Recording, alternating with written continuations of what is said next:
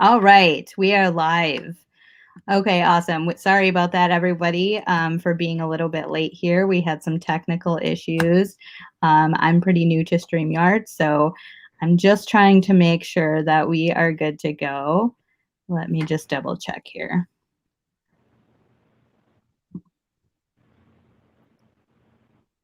All right, let's see here. Okay, awesome. I think we are good to go.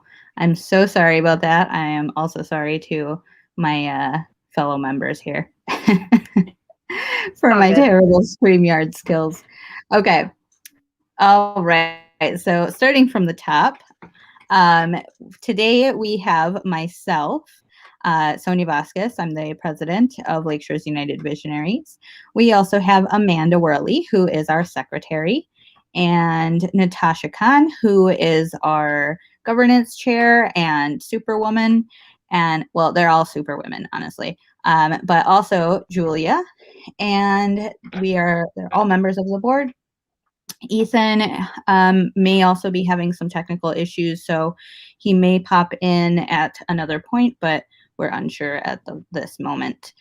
So we'd like to start off our live sessions with our mission statement, which is bringing unity in the community through education, understanding, and love. And to head right into it, let's start off with governance report. So Natasha, if you'll take it away. I guess I can say it all again. Thank you. Okay. So for governance, I've been just creating new and editing our current policies for the group. I'm also doing the newsletter. Unfortunately, I've been having computer issues, so I wasn't able to send out the newsletter for this community meeting. And also, my quality is really bad because I'm working on my phone. So sorry about that as well. If you would like to be added to our newsletter, please check out our website. There should be like a form you can fill out, or you can just email us or DM us or anything like that, and we can just get you added to that. I'll usually send it out for any of our meetings, if we have any events coming up, or just some info that we feel like you should know, and then information on that. We are looking for an education chair still, and we are still looking for community members. We can never have too many people helping us out. If you're interested, email us or DM us and we can send you more information.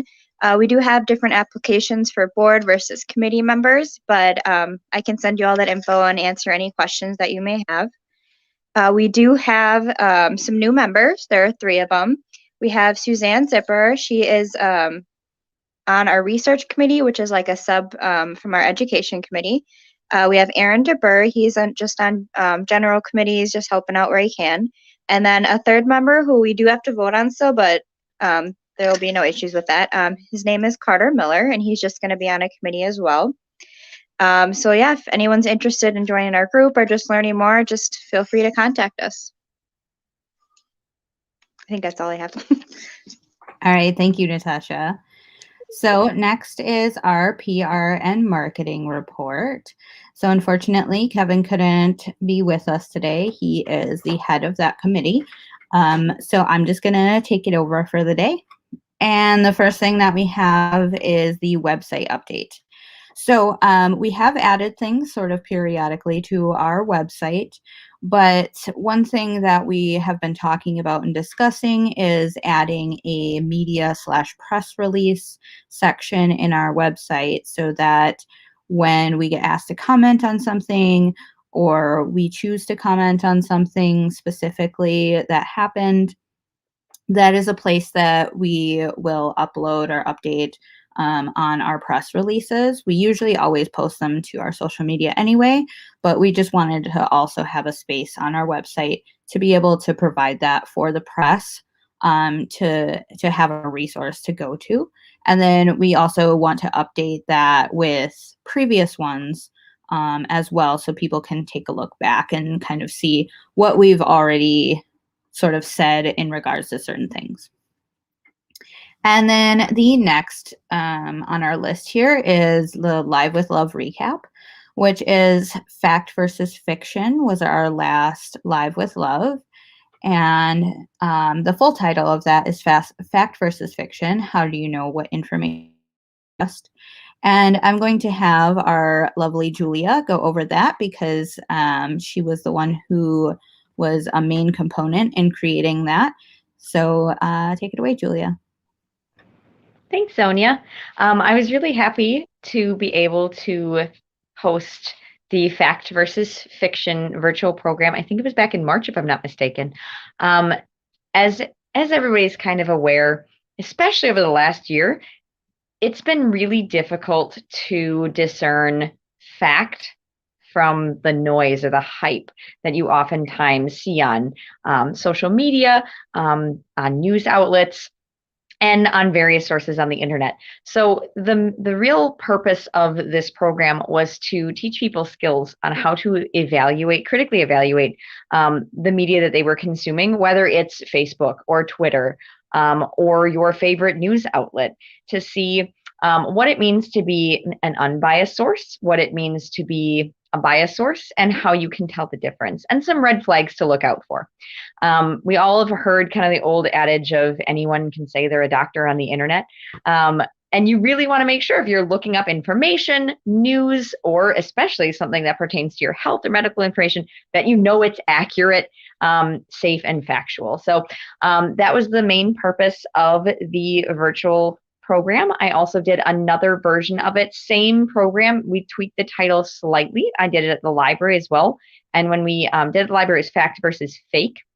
How do you know what information to trust? So again, it walks you through some tips on how to critically evaluate sources of information so you can be a more conscientious and confident media consumer. And if you are interested in watching either of those programs, they are available on Facebook and YouTube, either through the L.U.V page or the Manitowoc Public Library page. And I just really enjoyed being able to present that. I think they're really important skills to have, especially in an age when we have so much information at our fingertips. It's important to know what's real and what's made up. So I'm very grateful I was able to do that, and I hope it helped people be able to evaluate their sources. Thank you, Julia. All right. So I just want to add quickly before we move on to the next topic that just a reminder, if anybody has any questions or comments that they want to add, definitely go ahead and we can get to them at the end. We can take any questions. If you want to put them in now or put them in later, that's totally fine. So the next thing that we have on our list here under PR and marketing is BIPOC businesses. And Natasha is going to tell us more about that. Yeah, okay. So I am putting together a list of local BIPOC businesses. We've gotten some suggestions. We made a post about it, and we are still taking any people who they are an owner or they know someone. You can just send us who they are, and we will get them on our list, and that will get posted on our website. I think it's just a really great way to provide extra support to local BIPOC businesses, and I'm excited to see all the different ones that we can get added on there.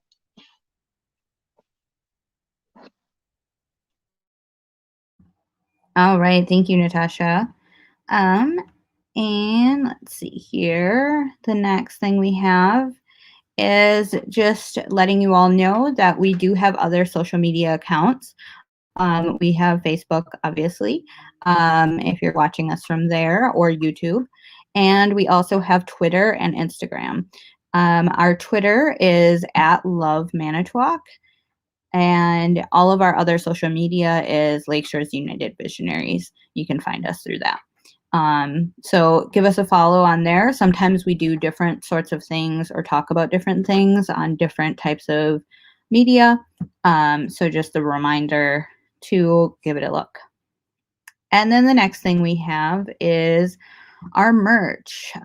So it's really exciting that we've been able to create our own merch and have it available for everybody to purchase. And this is the link here that takes you to our website and then to the section about our merch. And then you can go from there to our it's through Teespring. And that's where you can find our merch. And then some of that merch goes to specific areas, but in the descriptions of the merch, it'll always tell you where it's going to, any profits are going to. All right. And then let's see here. Our next thing is activities and events committee report.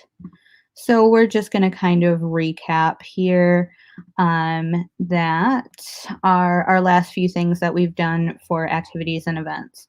So starting with Black History Month, what we did to celebrate that was have different sort of write-ups or short essays about different folks throughout history and currently that have done amazing things. And that website, there's a specific section for Black History Month. So if you didn't see that back in February, you can still check that out. It's still on our website.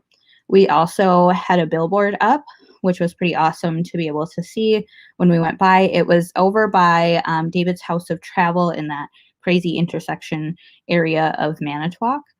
And that was up for the month. And then we also had Twitter posts. And I'll have Natasha just briefly talk about what she did over there on Twitter.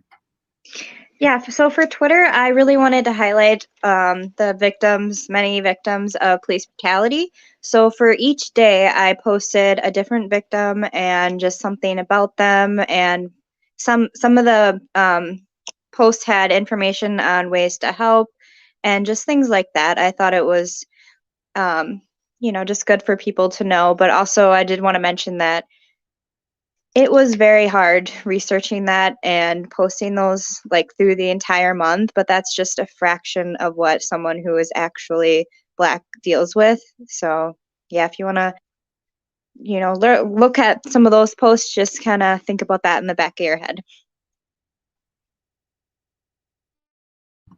All right, thank you. And then the next thing we have under Black History Month is also we wanted to have a shout out and a huge thank you to Mara's Cafe. They sort of collaborated for Black History Month, and some profits went to Lake Shore's United Visionaries and the work that we do. So huge thank you to them over there. They've been amazing. Always been amazing. So please go check them out. Honestly, one of the best food places in Manitowoc. Not even kidding. Literally so good. So definitely go check them out. They have recently updated their hours. They're located inside Grow It Forward, and spectacular food. So yeah. The next thing we have on here is Women's History Month. And we celebrated Women's History Month with a few different posts on social media. So we were sort of highlighting different women and non-binary folks from throughout history that are famous and still living today, and local women. So if you haven't seen any of those posts, or if you wanted to check them out, they're still on our social media, and you can definitely scroll through and go check them out, especially the local women. It was really nice to ask them questions and just hear a little bit more about them and the work that they do. And then the next thing we have here is the Derek Chauvin trial. And as I'm sure many other people, we were all watching quite religiously the trial, it sometimes being extremely difficult to watch, and just it's hard to come up with words, some parts of watching that trial, but thankfully there was a guilty verdict, and we were all surprised but also happy that happened. Normally, obviously, a guilty verdict is sort of hard to come by in these types of situations.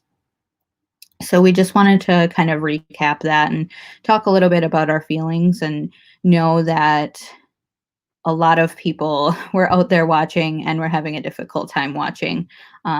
It was definitely hard at times. And then also, we also recently heard the good news that the other police were also convicted that were there, which is surprising, but also great. We hope, that sets a precedent for other cases that are currently open and anything in the future that may happen. All right. And then the next thing we wanted to discuss a little bit was the rally against racism. It was held by Brian Pfeiffer. He was the one who organized it. It was outside of City Hall, which was really great. Natasha and myself spoke there, and there were some other speakers. Amira Franzen, she sang, and it was beautiful. So I know that we have a live that we went live when we were there. So if you wanted to check it out and take a look, hear all the speakers, that is still available. I was just gonna say, I thought it was really cool because there were a lot of different organizations that kind of came together just to show, support, and that we don't stand for racism around here. And it was nice to see that even though we all may be different organizations, we all have, at least that one, common goal. Definitely. All right. And then the next thing we have on here is our privilege and power panel that we had with the Manitowoc Public Library. And that was live on the Manitowoc Public Library's Facebook page and their YouTube, and that's still actually available to watch if you missed that. It was pretty awesome. We actually ended up getting 800 plus live views, which was pretty phenomenal, and we did not expect that.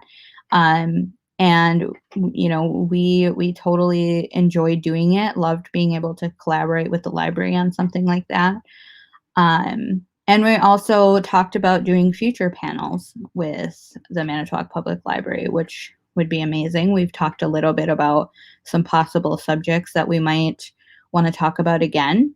And we also open it up to everybody who's watching or otherwise to let us know what you're interested in hearing about. If there's a certain topic that you want us to address or that you think would be interesting for us to talk about on a panel, let us know. And, we'll definitely take that into consideration or possibly talk about that.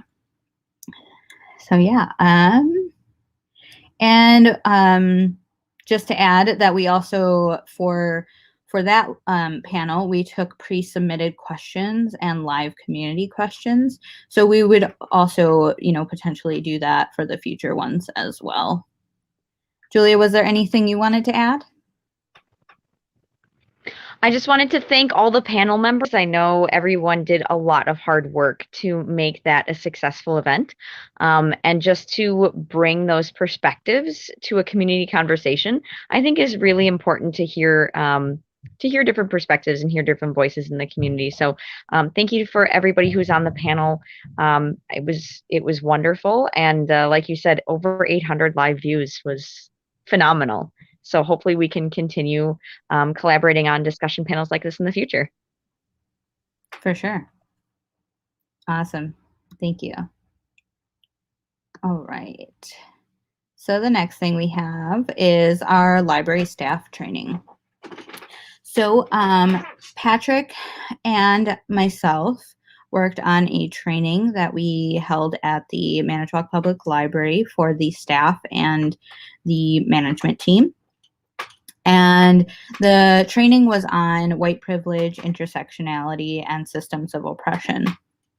It was wonderful to work on. I thoroughly enjoyed doing it, and I hope they all enjoyed the training as well. We got some good feedback, and as always, we'll keep developing and we hope to continue to do this training and to do other trainings elsewhere.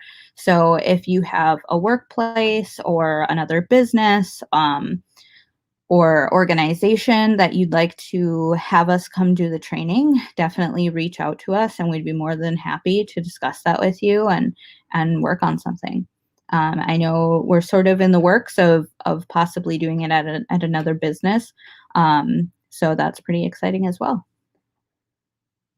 And then just to comment a little bit on some of the pushback that we received.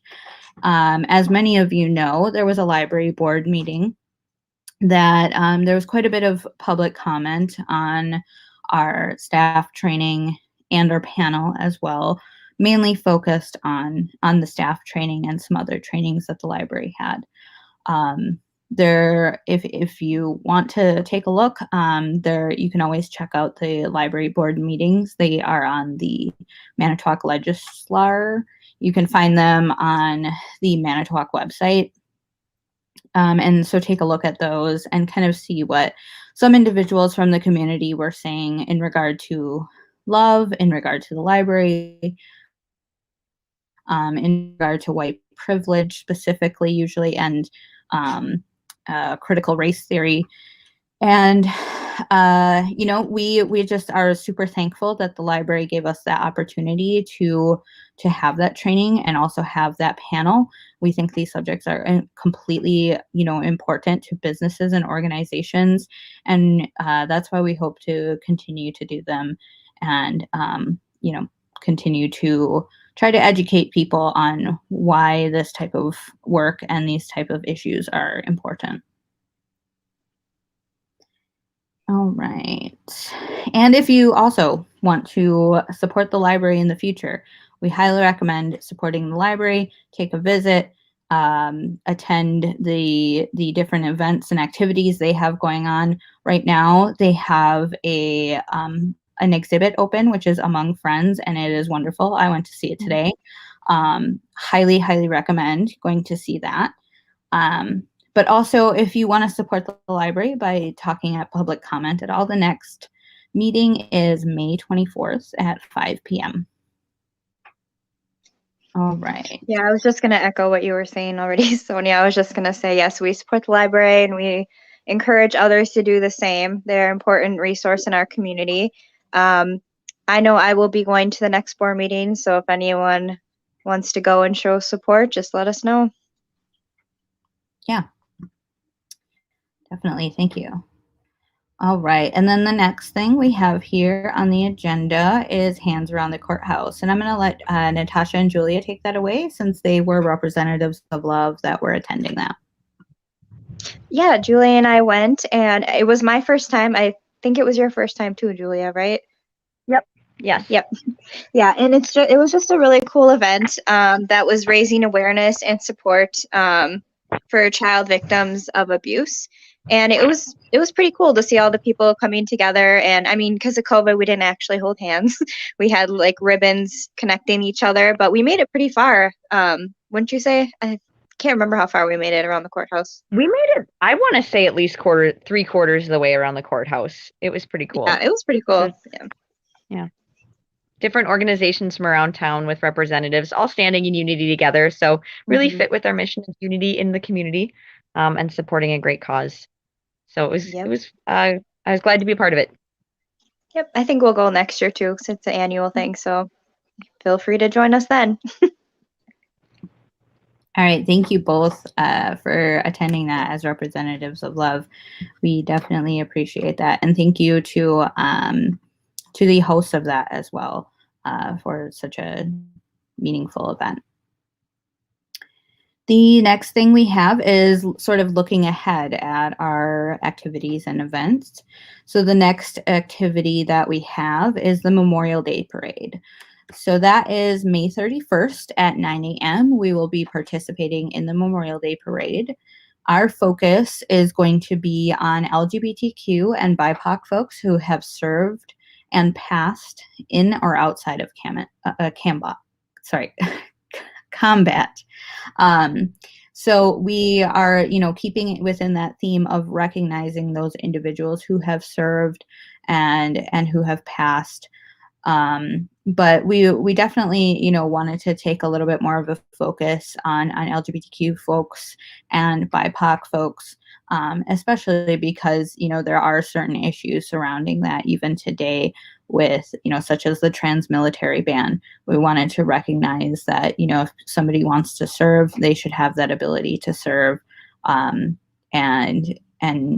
rightfully so. And we also want to invite others to join us on the walk. We're going to be walking. We won't have a float. We're going to be carrying signs and just walking the whole way of the parade. And if anybody's interested in joining us, to please let us know. Contact us via email.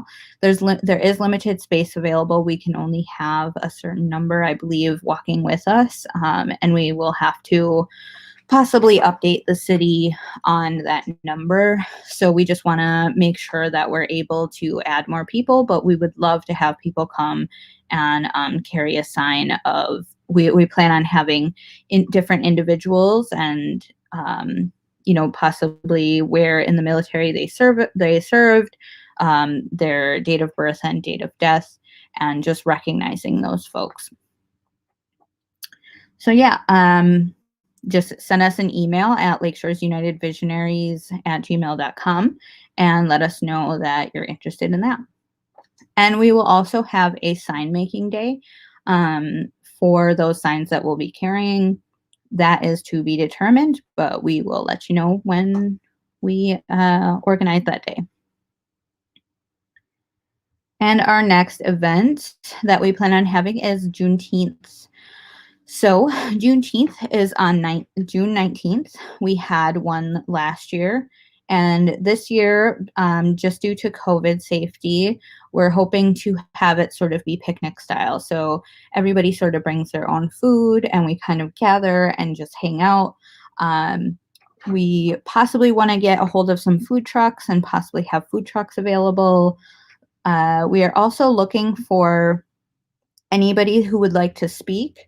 Musicians, poets, artists to participate, especially Black folks, any Black folks that are interested in doing any of that, to please contact us. We would love to support you and to support your work and be a part of that Juneteenth event and that celebration.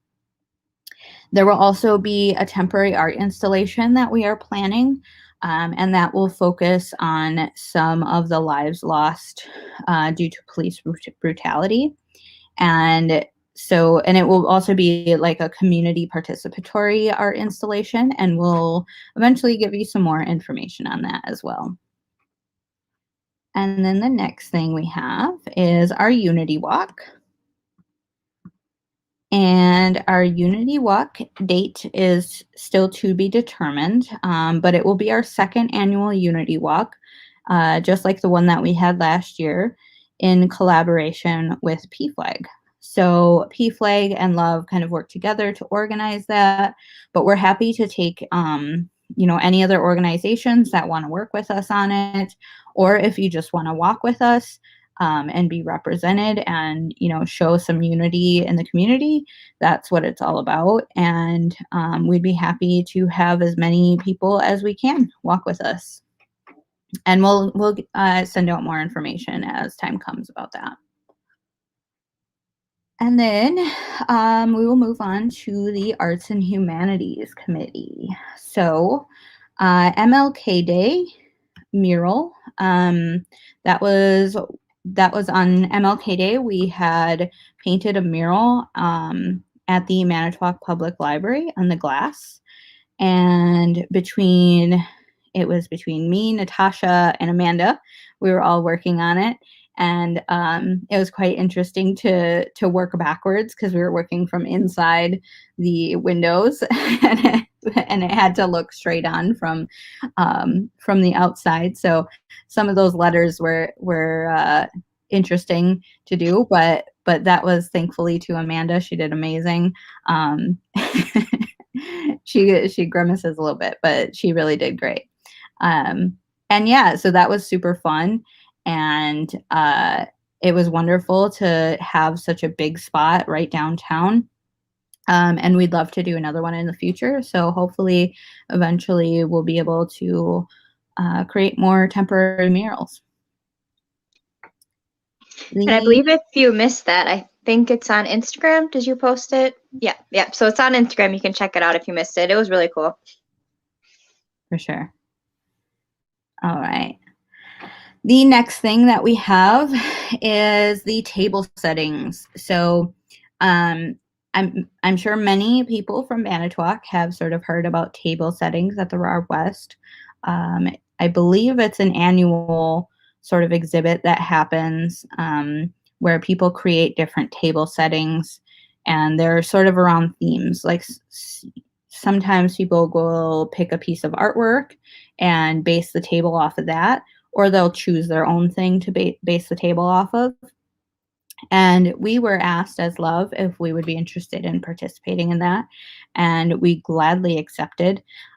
We think that that's going to be a great opportunity to have discussion through artwork, and through something that's sort of become a tradition for the RAR, within that exhibit. So we're super excited about that, and that will be, I believe, in October when the exhibit will be open. And then we also encourage any other BIPOC to participate if you can. I believe there may still be spots available to create a table setting. So please contact the RAR West for any info if you are interested in that. And you can create your own table setting and sort of talk about which you feel to talk about. And then let's see here. Our next agenda item is Cinco de Mayo. So on Cinco de Mayo, we had a post about the day and just, recognizing the day and its actual meaning.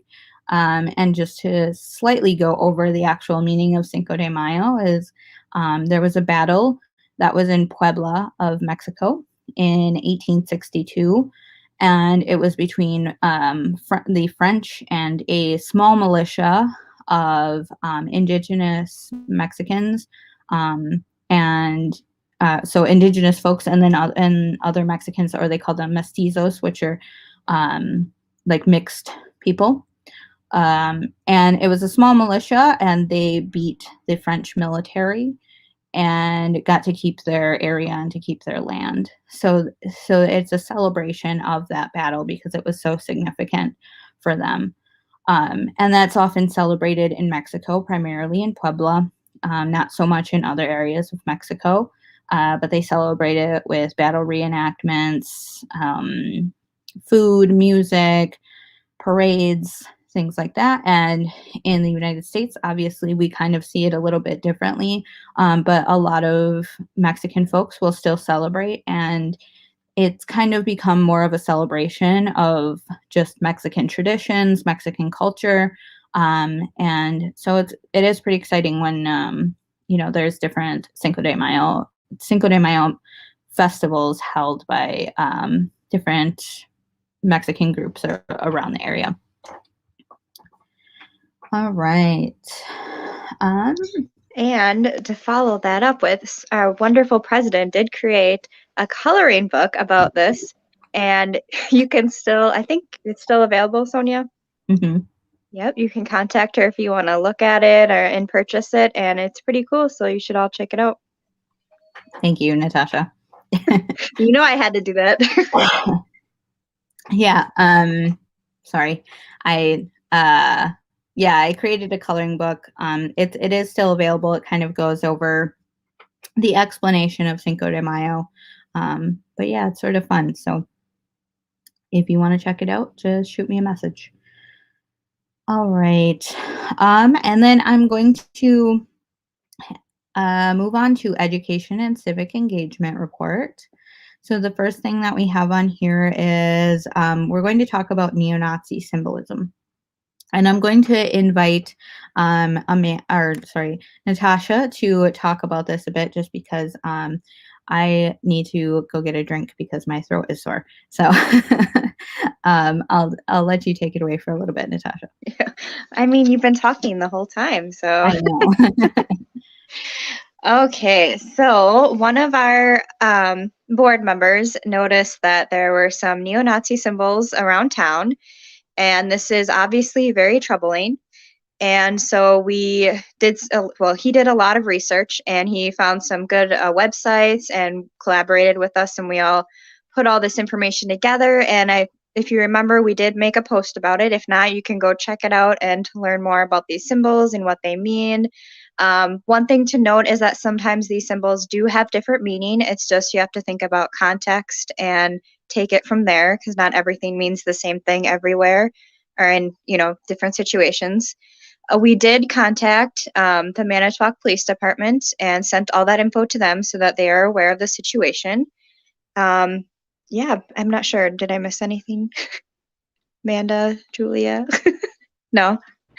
No, you did a great job summarizing. I would just again encourage people to check out. We had that posted on our Facebook Mhm. page so that they are informed, because these symbols are in our community.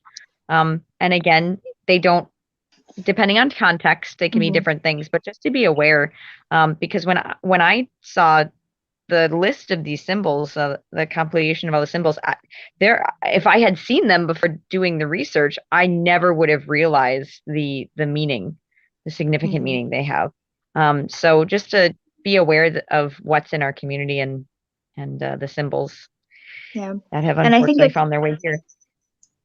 Yeah.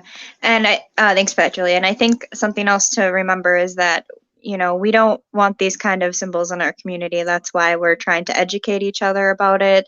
And, we don't like to spread that kind of hate, and we don't want that hate here. So I think it's important that we realize that and can try to identify it and try to figure out ways to, I don't know, get rid of it, I guess. So, yeah. All right. Thank you, Natasha and Julia. I found some water. Good. So then moving on to our next thing under education and civic engagement is safe drop boxes. So we were talking about a recent event that the Manitowoc Police Department had where they encourage people to drop off prescriptions to the police department as a way to safely get rid of any like narcotic drugs or anything of like the sort. And we were just kind of discussing about how sometimes people don't exactly feel safe going into a police department, and they may not feel safe, especially dropping off um, drugs, whether they're legal or illegal, at the police department. So we kind of had this idea of like, well, what if there were safety drop boxes other places in Manitowoc? And is that a possibility? We brought that to Chief Reimer, and he had let us know that this would be more of a county discussion.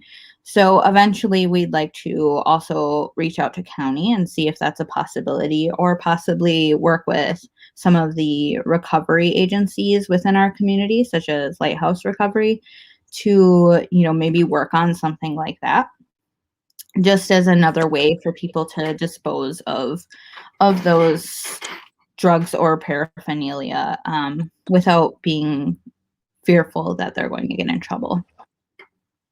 I just wanted to interject with that too, that it's been pretty common in our community, people finding needles on beaches and in parks and stuff like that. And I think, there's no way of stopping every single person from using needles in whichever way that they're using them. But there's also not really a safe place for them to dispose of them. And I think that if given the opportunity to safely deposit them somewhere, they would be less likely to be found in places where there's children or people walking, like that's actually super dangerous. So it would be probably a really good thing for our community in whole if there were a place where they could dispose of these things responsibly. Thank you, Amanda. All right. So yeah, if anybody has any suggestions or knows anything about that type of thing, like definitely reach out to us, and we'd love to talk about it. And then the next thing that we have on here is our new training policy. So this is a little bit more of an internal thing, but it's just basically so that everybody else is aware as well that any trainings that we develop as an organization we are going to be doing those trainings with every board member in our group. So every board member must go through the same trainings that we're providing externally. And we are also looking to eventually hire outside of the organization, or send people to trainings that are external from the organization, so that we are always keeping up to date on, making sure that we're educated as well. We think it's highly, highly important that we're educated before we're educating other people. So research is a big thing for us. That's why we're always, a lot of our time is doing research on things. But also, developing those trainings and then taking those trainings ourselves. And then the last thing that we have on education and civic engagement is we just wanted to touch on the Manitowoc School District. So recently we had heard about the last board meeting that the Manitowoc Public School District had, and they received some public comment that was about the same that was given at the Manitowoc Public Library board meeting. If any of you are familiar with that. So there was a lot of public comment about white privilege, critical race theory, also comments about masks. And you can check that out as well. We will provide that in the comments, the link. After the stream, I'll provide some links in the comments so that you can check out some of these things that we're talking about. And so we do plan on making public comment at the next school board meeting, which is on, we believe it's going to be June 8th. There are some, I believe, restrictions that the school board has in regard to public comment in person. I'm not sure if it will change by then, but from what it seems like from the last meeting, they were only allowing a certain number of people in person. And then public comment that is sent to them is only read aloud if one of the board members chooses to, but that shouldn't deter you if you are interested in sending them public comment, because the board still does get to read those public comments. It just may not be read, live on the live stream or the recorded video. And then we also, if you are interested in talking at the board meeting for the school district, we will update you on any information on how to do that. We will possibly send out a newsletter or post about that as well. We highly encourage, supporting the school and any DEI, diversity, equity, and inclusion type of work that they are doing or discussing within schools. It's so important. There are many of our schools that have a high population of people of color, and we think it's so important that we're talking about these issues and that students feel included, and we're recognizing the differences sometimes in treatment in schools for youth that are of color.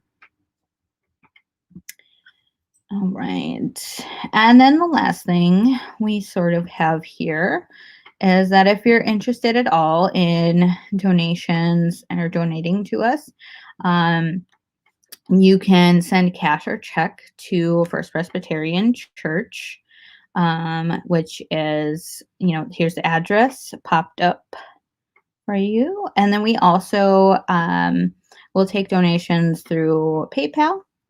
And here's our other social media if you want to check that out. And if you have any questions, send them through. We would be happy to answer anything. But other than that, I believe that we are concluded unless anybody has anything else. Did you do finance when I was gone? Oh, no, we do have to do finance. I'm sorry. We moved it on our agenda. Sorry, Okay. everyone. We will do finance, though. Take it away. Okay. Sorry. Okay. So I've been bouncing in and out because my phone is awful and technology is failing me today. But I will do the finance report for Ethan because he can't get in either because of wonderful technology. And as a member of the finance committee, I can do that. So for our budget update, some of the bigger things that we purchased was we finally sent in our nonprofit application. So yay! Eventually, we're hoping it'll get approved. It's been slow, but we kind of expected that, especially with COVID and everything going on. It makes all that processes so much longer. Another thing that we bought was officers insurance. So another yay, we can cross that off our list. Let's see. I think that was basically it, except for just minor purchases for activities and stuff that we've done. We would like to do a very enthusiastic thank you to our donors. Since our last community meeting, some of the donors have been Dina Larson, Casey, James Heineck, Luann, Longergan. I'm very sorry if I butchered any of those names. And then we had an anonymous donation, and then Sonia already mentioned that Mara's, sent us some of their profits from Black History Month. And yeah, if I missed anyone, definitely apologize for that, or if I massacred your name, sorry. We greatly appreciate you all, and all of our wonderful supporters. We cannot do this without you. And yeah, I think so. Oh wait, one more thing.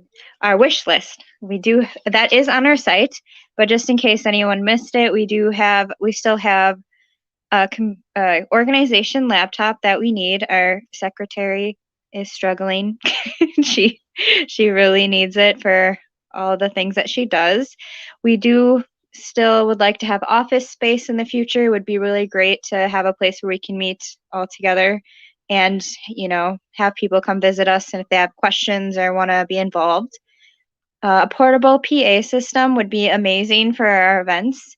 And then not anytime soon, but a vote van or bus would be amazing, especially for all the election stuff. I'm sure Amanda would appreciate that. And monetary donations for events, activities, and educational programming is always very helpful. And Sonia already went through the different ways you can donate through PayPal or mailing a check to First Presbyterian Church. And if it's or cash, and if it's check, you can put love in the memo and it'll get sent to us. Yeah, no, I think that's it.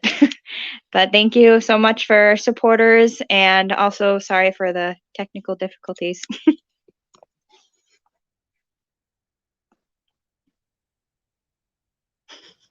I was muted. Thank you, Natasha, and thank you to everyone for our technical difficulties today. We are millennials. Please trust that we are millennials. We're losing our millennial card, so. Well, usually Kevin is our expert for this stuff, but he was unable to make it. So Sonia was able to get her going. Yeah. I'm feeling very non-millennial today. So I'm very sorry about Life that. is a learning process, Sonia. You're just learning new skills today. Yeah, apparently. All right. Well, thank you again, everybody, for watching. Thank you to our team here for participating. And, if you have any questions, comments, concerns, please let us know. We are always happy to chat, always happy to have a civil conversation, and hope you have a good rest of your day. See you all later. Bye. Bye. Bye.